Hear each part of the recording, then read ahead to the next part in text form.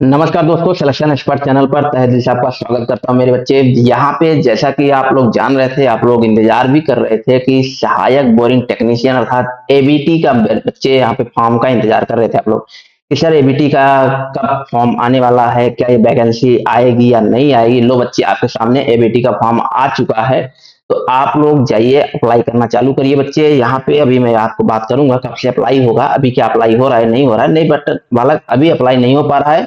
थोड़ा सा आप इंतजार करिए, इसके बाद आपका डेट मैं बता दूंगा, जारी कर दूंगा, समझा दूंगा आपको, तो आप उस टाइम पे जाकर के आप अपने फॉर्म को भर सकते हैं। ठीक है। तो यहाँ पे सहायक बोरिंग टेक्नीशियन अभी कुछ जो लॉकडाउन के टाइम पे मैं बात करूं 2022 में कुछ वैकेंसी आई हुई थी।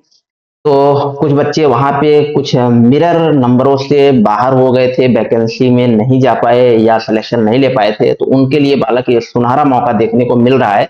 तो आप पिछली गलती ना करें, इसलिए आप सिलेक्शन एक्सपर्ट चैनल पर ज्वाइन हो जाइए, ताकि आपके सामने किसी भी तरीके का, चाहे क्लास से रिलेटेड नोटिफिकेशन हो या किसी वैकेंसी का नोटिफिकेशन हो, हम लोग हर एक तरीके से आपकी मदद करने के लिए तैयार रहते हैं, तत्पर रहते हैं।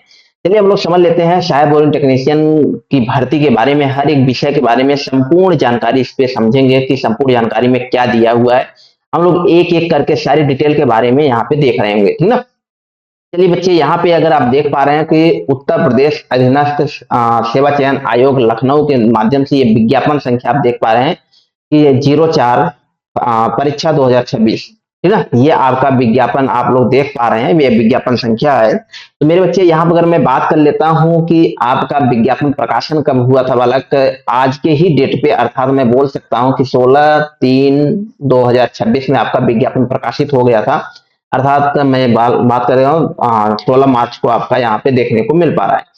ये आवेदन कब से सर अप्लाई होगा, कब से फॉर्म भरा जाएगा, यहाँ भी बालक आपके सामने ऑनलाइन आवेदन देखने को मिल पा रहा है। ऑनलाइन आवेदन जमा करना प्रारंभ होने की तिथि कब है बच्चे, कहो सर यहाँ पे 4 अप्रैल 2000 सॉरी 15 अप्रैल 2026 तक आपके सामने यहाँ पे फॉर्म देखने को मिल जाएगा। अर्थात यहाँ से आप बहुत इजीली तरीके से फॉर्म को अप्लाई कर सकते हैं।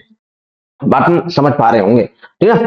तो अगर मैं बात कर लेता हूँ आवेदन, ऑनलाइन आवेदन शुल्क जमा करने की जो तिथि है बच्चा, यहाँ पे आवेदन ऑनलाइन शुल्क देखिए, यहाँ पे जमा करने की तिथि जो है बालक, यहाँ पे आप देख पा रहे होंगे कि 5/5/2026 तक आप देख पा रहे हैं।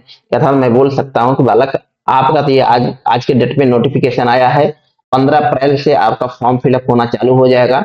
आवेदन शुल्क कब तक जमा कर सकते हो, कहोगे सर ये हम लोग जमा कर सकते हैं 12/5/2026 तक, सॉरी 5 मई 2026 तक आप लोग क्या कर सकते हैं कि आवेदन शुल्क जमा कर सकते हैं। अर्थात मैं बोल सकता हूँ कि लास्ट डेट आपका यही होने वाला है, अंतिम तिथि यही होने वाली है कि 5 मई 2026 तक आप फॉर्म को फिलअप कर सकते हैं। बालक किसी भी तरीके से अगर फॉर्म आपका गलत हो गया है, संशोधन करना चाहते हैं, तो अगर फॉर्म भरते समय संशोधन करना चाहते हैं तो आप बहुत आसानी से कर सकते हैं। बट रजिस्ट्रेशन या किसी और चीज में गलती कहीं हुआ है, पिताजी का नाम में आपके नाम में कहीं गलती हुई है, एरर हो गया है, तो ऐसे में संशोधन करने के लिए बालक, जब तक आप पूरी फॉर्म को सबमिट नहीं कर देंगे, सबमिट करने के बाद आप फॉर्म को संशोधन कर सकते हैं। वो मैं अभी आगे बता दूंगा किस तरीके से संशोधन करेंगे, मगर संशोधन का जो डेट है बालक, यहाँ पे हाँ, संशोधन का बच्चे यहाँ पे जो डेट आप देख पा रहे हैं, यहाँ पे संशोधन की तिथि 12/5/2026 तक, अर्थात मैं बोल सकता हूँ कि 12 मई 2026 तक आप लोग संशोधन कर सकते हैं।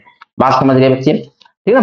तो ये बात यहाँ पे आप लोग कुछ इंपॉर्टेंट डेट यहाँ पे दिया हुआ है, इन इंपॉर्टेंट डेटों को आप लोग समझते चलिएगा, ठीक है। अब मैं बात कर लेता हूँ कि सर आप लोग पूछ रहे थे बच्चे, यहाँ पे टोटल पोस्टों की संख्या अगर बात कर लेते हैं कि सहायक बोरिंग टेक्नीशियन में सर पोस्टों की संख्या कितनी है, यहाँ देख पा रहे हैं सहायक बोरिंग टेक्नीशियन कुल रिक्त पदों की संख्या कितना है बच्चा, 402 रिक्त पद हमें यहाँ पे देखने को मिल पा रहे हैं। इतनी बात समझ रहे हैं ना। चलिए अगर मैं बात कर लेता हूँ कि सर यहाँ पे बहुत सारे बच्चे थे जो कि पेट के बारे में पूछ रहे थे, क्या सर यहाँ पे पेट अनिवार्य है या नहीं अनिवार्य है, मेरे पास कमेंट कर रहे थे बच्चे। यहाँ पे बच्चा आपका पेट यहाँ पे अनिवार्य हो गया है। जैसे आप लोग देख पा रहे हैं कि जो भी पेट इन्होंने यूपी ट्रिपल एससी ने पहले से ही बोल के रखा था कि यूपी ट्रिपल एससी की तरफ से जो भी वैकेंसी आएंगी उसमें पेट अनिवार्य रहेगा, ऐसा कोई भी ऐसी वैकेंसी नहीं होगी जिसमें पेट नहीं होगा।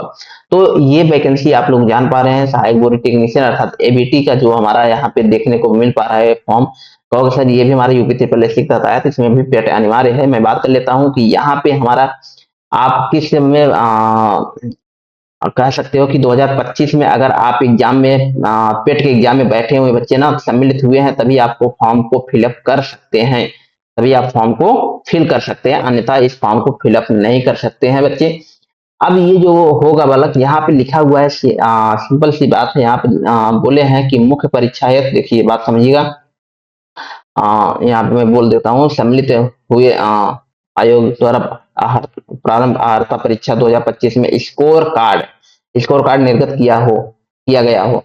मुख्य परीक्षा हेतु अभ्यर्थी की शॉर्ट लिस्टिंग उनके प्रारंभिक अर्हता 2025 प्राइमरी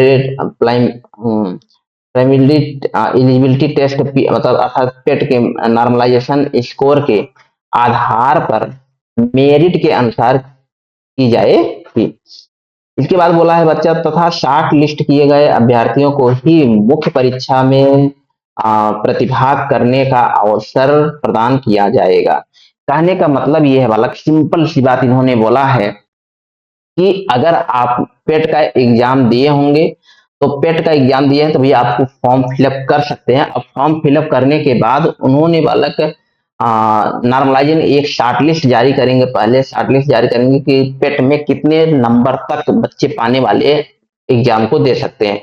पहले तो फॉर्म सबसे भरवाएंगे, फॉर्म इन्होंने सबसे भरवाएंगे, फॉर्म भराने के बाद वो शॉर्ट लिस्ट करेंगे कि कितने बच्चे तक, अर्थात पेट में आप 30 नंबर, 40 नंबर, 60 नंबर, 50 नंबर, कितने नंबर तक इन्होंने पेट का कट ऑफ ले रहे हैं, उसी कट ऑफ के ऊपर तक ही जो अभ्यर्थी होंगे बालक, उन्हीं को इन्होंने एग्जाम कराने के लिए बोल रहे हैं। बात समझ पा रहे हैं? वही बच्चा आप जा करके परीक्षा देंगे आप, ठीक ना, बात समझ गए? तो मेरे बच्चे यहाँ पे पेट आपके लिए मोस्ट इंपॉर्टेंट हो जाता है, इस बात को ध्यान में रखना। और पेट का स्कोर बनेगा बालक, पेट का एक कट ऑफ जारी करेंगे, उसके अनुसार ही इन्होंने उन्हीं बच्चों का जो कट ऑफ के अंदर आएंगे उन्हीं का एग्जाम लेंगे।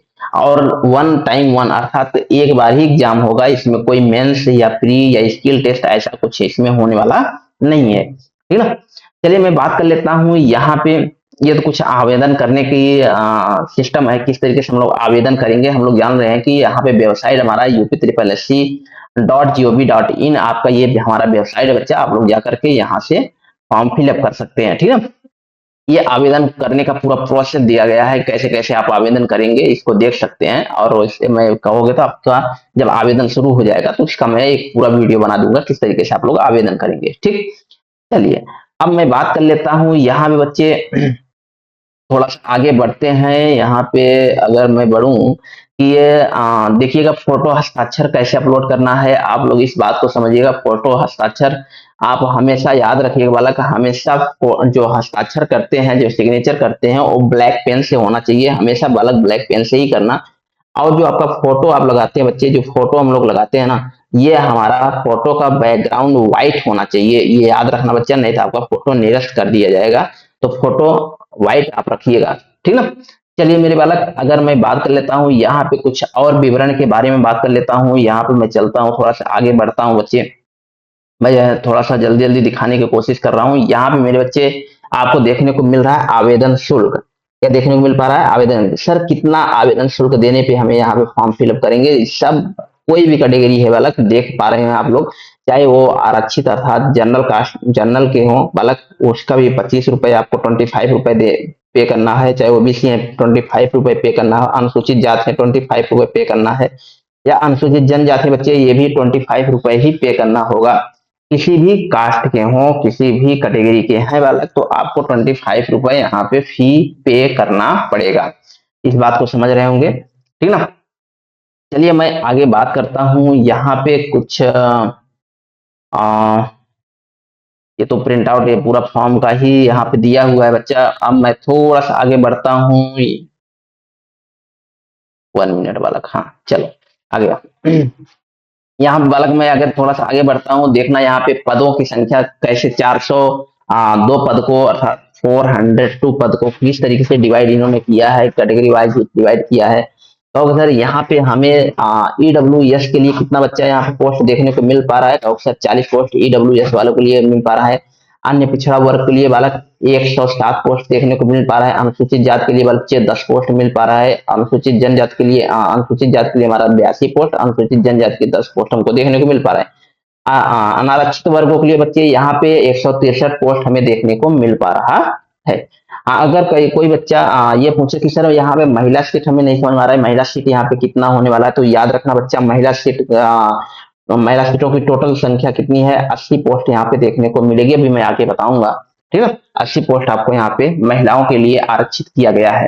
ठीक, चलिए मेरे बच्चे, मैं थोड़ा सा और आगे बढ़ लेता हूँ। यहाँ पे अगर मैं थोड़ा सा और आगे बढ़ता हूँ, यहाँ पे देखो जो कैटेगरी वाइज आप लोग देख पा रहे थे, जैसे मैं बोल पा रहा हूँ यहाँ पे स्वतंत्रता सेनानी के जो आरक्षण वाली सीटें हैं बच्चे, उसी 402 पोस्ट में ही आरक्षण की सीटें कितनी है, कहो सर ये हमारा स्वतंत्रता सेनानी वाले के लिए 8 पोस्ट हमें देखने को, या एच वाले के लिए मेरे बच्चे यहाँ पे 8 पोस्ट देखने को मिल पा रहा है, DW वाले के लिए या AAB के लिए, OA के लिए ये हमारे 8 पोस्ट हमको देखने को मिल पा रहा है, जो प्रताड़ित वाले रहते हैं, पीड़ित वर्ग वाले होते हैं।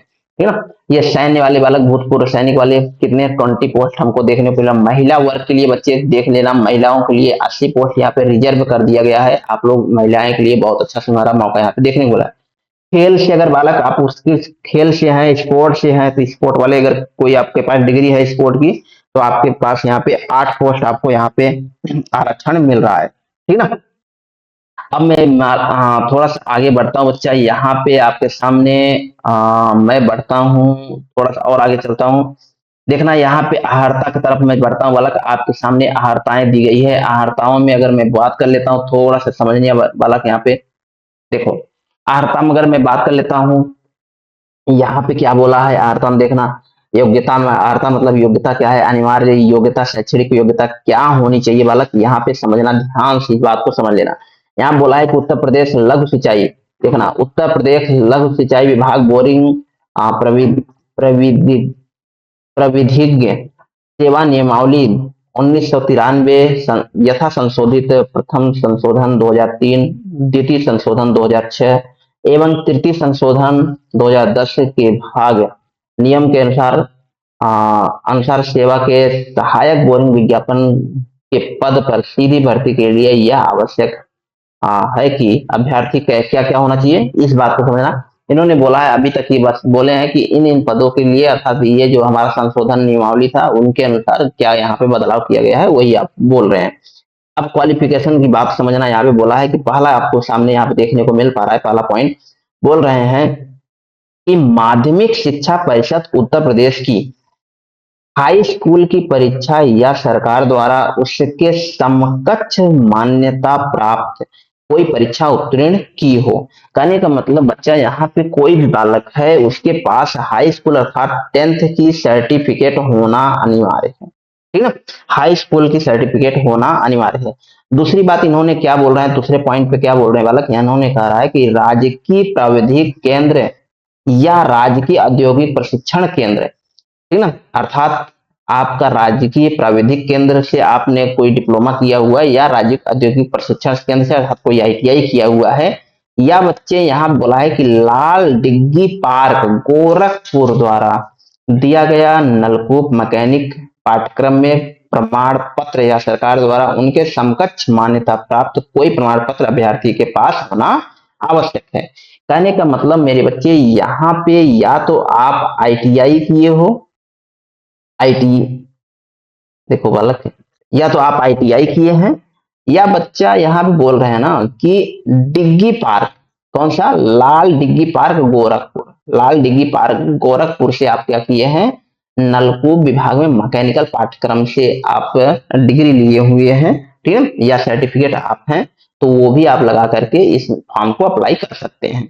या इन दोनों के अलावा, इन दोनों के बच्चा अलावा या क्या होना चाहिए, देखो समझो, इसमें बोले हैं, कह रहे हैं कि निम्नलिखित किसी व्यवसाय में, निम्नलिखित किसी व्यवसाय में सेवा योजन एवं प्रशिक्षण निदेशालय उत्तर प्रदेश या औद्योगिक प्रशिक्षण संस्थान द्वारा दिया गया न्यूनतम 2 वर्षों, इस बात को पकड़ना बच्चा, 2 वर्षों के पाठ्यक्रम का प्रमाण पत्र या राष्ट्रीय व्यवसायिक प्रशिक्षण परिषद भारत सरकार द्वारा दिया गया 3 वर्ष का राष्ट्रीय प्रशिक्षण प्रमाण पत्र अभ्यर्थी का पास होना आवश्यक है। ठीक ना, कहने का मतलब ये है बच्चा कि अगर आपने आईटीआई किया है, और आईटीआई जो होना चाहिए बच्चे ना, देखो आईटीआई आप जानते हैं कि 200 कुछ ट्रेडों से हमारी आईटीआई यहाँ पे होती है।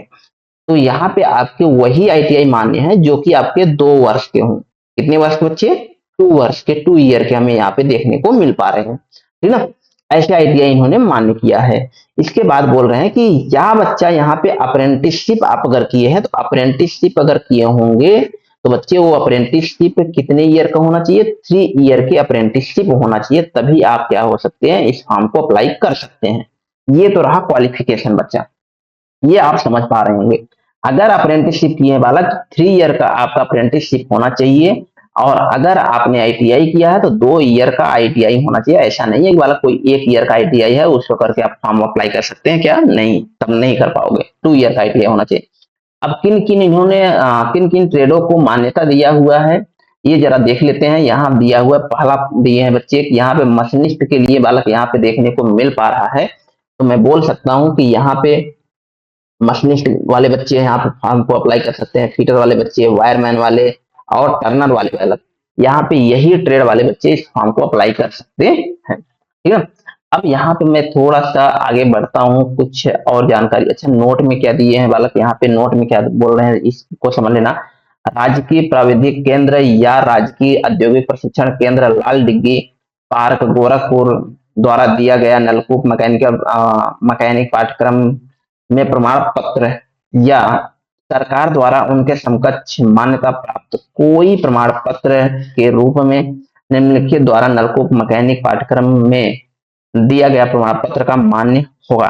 कहने का मतलब मेरे बच्चे ना कि जो आपका डिग्गी पार्क है, अर्थात लाल डिग्गी पार्क में जो हमारा यहाँ पे गोरखपुर में लाल डिग्गी पार्क में ये हमको देखने को मिलता है, जो प्रमाण पत्र था नलकूप मैकेनिक पाठ्यक्रम का जो सर्टिफिकेट वहां से दिया जाता है बालक, अगर इसी तरीके से आपने किसी और संस्थान से करके रखे हैं, नलकूप से आपने लिया हुआ है डिग्री, तो आप एलिजिबल हैं, ठीक है। चाहे वो राजकीय औद्योगिक प्रशिक्षण केंद्र बीकेटी लखनऊ से आपने किया हो बच्चा, तो भी आप वहां पे एलिजिबल हो जाते हैं। बात समझ पा रहे हैं ना? यही बात इन्होंने यहाँ पे बताने की कोशिश किया है नोटिस में।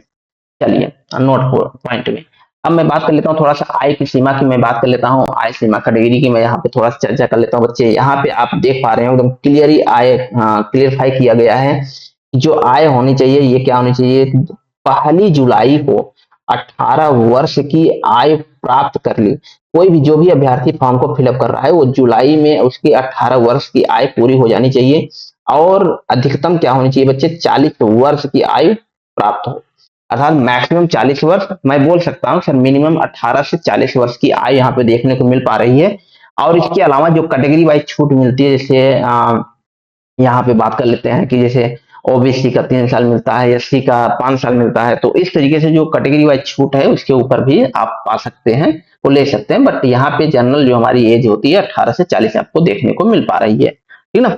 तो मेरे बालक यहाँ पे अब मैं थोड़ा सा चलता हूँ सिलेबस की तरफ बढ़ते हैं बच्चे। यहाँ पे कुछ जो सिलेबस में क्या मेंशन किया गया है उसके बारे में मैं समझता हूँ, परीक्षा क्या किस तरीके से देखने को मिल पा रही है होगी, ठीक ना। मैं बोल देता हूँ बच्चे, यहाँ पे समझ पा रहे होंगे कि आप लोग सर यहाँ पे जो एग्जाम होने वाला है क्या किस तरीके से एग्जाम कराएंगे।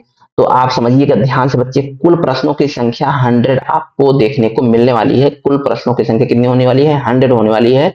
और 100 मार्क की होने वाली है हर एक प्रत्येक प्रश्न जो होगा ना। अच्छा समय बात कर लो कि 100 क्वेश्चन कितने समय में, 2 घंटे में आपको करना होगा। 2 घंटे में क्या बोला, 100 क्वेश्चन हमें करना है।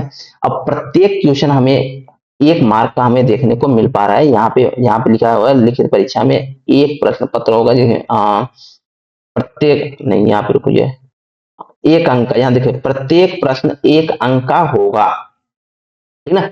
प्रत्येक प्रश्न का होगा बच्चा 1 अंक होगा। और हर एक गलत जो उत्तर होगा बच्चा ना, वो कितना होगा, कहोगे सर 1/4 का हमको देखने को मिल जाएगा। 1/4 का हमें देखने को मिल पा रहा है, ठीक ना। अर्थात 25% आपका क्या हो जाएगा, डिडक्ट कर दिया जाएगा, काट लिया जाएगा। तो यही बात इन्होंने बोला है, अर्थात 1/4 आपका माइनस मार्किंग होने वाली है। इस बात को आप लोग समझ के रखिएगा, ठीक है। अब मैं बात करता हूँ, कुछ सिलेबस के बारे में चर्चा कर लेते हैं बच्चे। यहाँ पे आप लोग सिलेबस देख पा रहे हैं कि सिलेबस आपका क्या है। कहो सर यहाँ पे हमें सिलेबस देखने को मिल पा रहा है कि जो परीक्षा का योजना है क्या क्या होने वाला है। कहो सर यहाँ पे हमको बहुत अच्छी बात इसमें ये दे दिया है वाला सिलेबस में मेंशन कर दिया कि कहाँ से हम किस चैप्टर से कितने क्वेश्चन पूछेंगे, ठीक ना।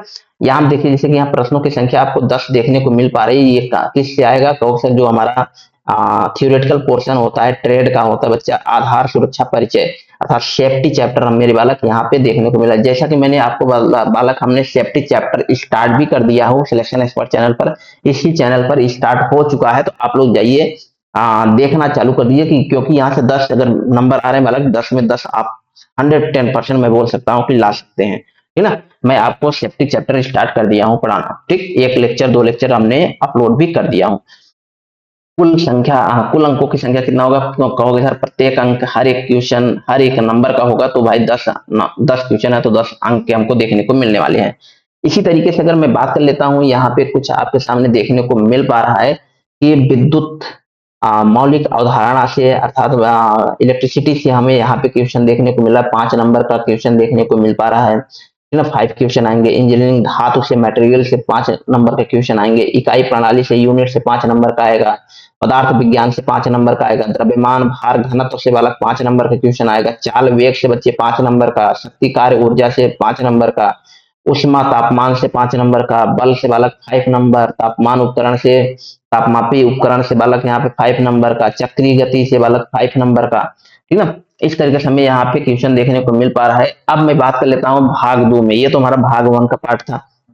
भाग 2 में बात कर लेते हैं। देखिए यहाँ पे कुछ सिलेबस में भी संशोधन हुआ है वाला, कि इस बात को गांठ बनाइएगा, कुछ सिलेबस में संशोधन हुआ। इसके पहले जो एग्जाम कराया गया था इसमें कंप्यूटर था ही नहीं। ये कंप्यूटर के जो 15 क्वेश्चन इन्होंने डाल रखे हैं, तो ये 15 क्वेश्चन 15 क्वेश्चन हमारे कंप्यूटर के इसके पहले वाले एग्जाम में नहीं है। ये अब इस बार संशोधन करके डाला गया है बच्चा। तो पहले आपके यहीं पे हिंदी था, अब हमारा क्या हो गया है, कंप्यूटर हो गया है बालक, ठीक ना। तो इस बात को एकदम गांठ बनाइएगा। तो यहाँ पे देखो बेसिक, यहाँ पे उत्तर प्रदेश जो आपको 20 नंबर का आपको मिल पा रहा है, उत्तर प्रदेश जीके हमको मिल पा रहा है। तो ये यूपी जीके जो हमारा है ये भी 20 नंबर आपको यहाँ पे दिखाई दे रहा है जो, तो ये भी पहले के सिचुएशन में इतना नंबर 20 नंबर नहीं थे, 10 नंबर तक हमारे यहाँ पे देखने को मिल पा रहा था, ठीक ना। तो यहाँ भी बच्चे हिंदी हटा करके कंप्यूटर जोड़ दिया गया। तो अब बालक आप लोग याद रखिएगा कि यहाँ पे कंप्यूटर बेसिक कंप्यूटर हमें यहाँ पे 15 नंबर के देखने को मिलने वाले हैं, 15 क्वेश्चन देखने को मिलने वाले हैं। और उत्तर प्रदेश की जो हमारी जीके है बालक, ये भी हमारे 20 नंबर देखने को मिलने वाली। अभी मैं चर्चा कर लेता हूँ बच्चा की ये जो अभी हमने बात किया कि किस किस चैप्टर से कितना कितना क्वेश्चन आएगा, ये तो बात कर लेते हैं, ठीक है। अभी तो बस ओवरऑल आप समझ पाए कि बेसिक कंप्यूटर में कौन कौन सा यहाँ पे अगर मैं बोलूं कि बेसिक कंप्यूटर में किस किस चैप्टर से क्वेश्चन देखने को मिलेंगे, या उत्तर प्रदेश से कहाँ कहाँ से जी हमें क्वेश्चन देखने को मिलेंगे, या इन्हीं मटेरियल में है, ये तो हमारा चैप्टर क्लियर हो गया है। तो यहाँ से कहाँ कहाँ से क्वेश्चन देखने को मिलेंगे, अगर इससे मैं टॉपिक से बात करूं कि हर एक टॉपिक से कहाँ से क्वेश्चन देखने को मिलेंगे, तो चलते हैं यहाँ पे सिलेबस की तरफ। जैसे देखो यहाँ बालक सेफ्टी में आपके सामने दिया गया है कि यहाँ पे आधार सुरक्षा परिचय में आधार सुरक्षा परिचय देगा। व्यक्तिगत सुरक्षा आधारभूत चोट से आएगा। आधारभूत प्राथमिक चिकित्सा जोखिम से आएगा, पहचान से आएगा, परिहार से आएगा, खतरा से, चेतावनी से, सावधानी से। ये हमारे निजी सुरक्षा, संदेश, अग्निशामक यंत्र, ये बालक हमें क्या होगा यहाँ से क्वेश्चन देखने को मिल जाएंगे, ठीक ना। इसी तरीके से हमारे मौलिक अधिकार अवधारणाएं से हमें यहाँ पे क्वेश्चन देखने को मिल पा रहा है, जिसमें अगर मैं बात कर लेता हूँ कुछ बेसिक इलेक्ट्रिसिटी के बारे में। जैसे यहाँ पे विद्युत मौलिक अवधारणा है, इलेक्ट्रॉन पद्धति है, मुक्त इलेक्ट्रॉन है, मूलभूत तत्व परिभाषा प्रवाह है, ठीक है। ये सारी चीजें आप लोग देख पा रहे हो कि ब्रेजिंग प्रतिरोध क्या है, सोल्डरिंग क्या है, सोल्डरिंग तकनीकी क्या है, ठीक ना।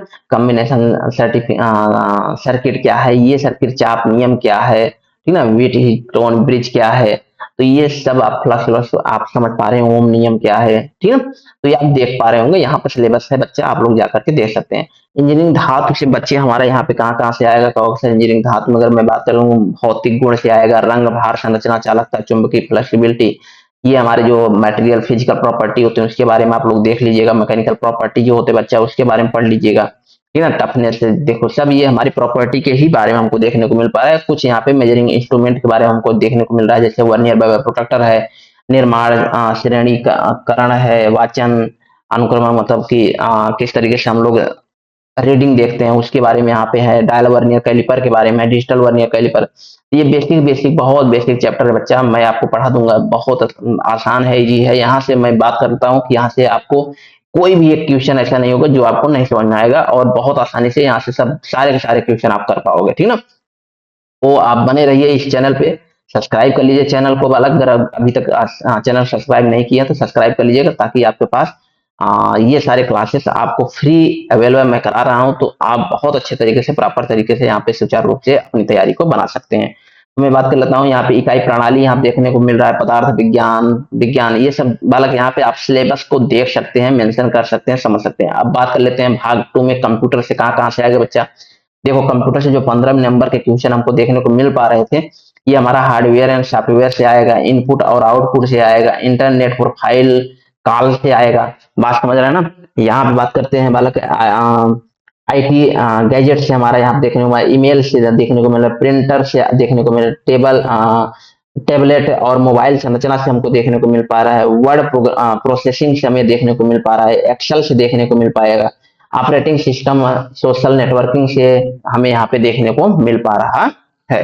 तो ये आप समझ पा रहे होंगे, ये हमारा सेकंड पार्ट अर्थात कंप्यूटर का हमको देखने को मिल पा रहा है। कुछ यहाँ पे भी आपके सामने यहाँ पे भी मेंशन किया है, जैसे डिजिटल वित्तीय उपकरण अनुप्रयोग, ये हमारे साइबर सुरक्षा से हमें यहाँ पे क्वेश्चन देखने को मिलेंगे। और यहाँ पे कुछ ये भी आप लोग देख पा रहे हैं, सब प्रोसेसिंग है, तो ये आप लोग पढ़ सकते हैं, इंटरनेट यहाँ पे देखने को मिल पा रहा है, ठीक है ना। अब बात कर लेते हैं हम लोग जो हमारा जीके उत्तर प्रदेश